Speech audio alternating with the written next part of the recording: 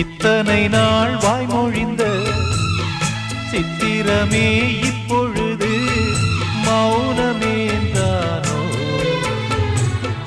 மின்னலென மின்னிவிட்டு கண்மறைவாய் சென்று விட்ட மாயம் நீதானோ?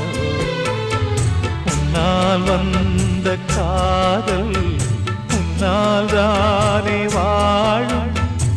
என்னை நீங்கி போனார் உன்னை சேரும் பாவம். எனக்கொரு அடைக்கலம் வழங்குமோ உன் இதயமே? அன்பேவா அருகிலே என் வாசல் வழியிலே உல்லாச மாளிகை மாளிகை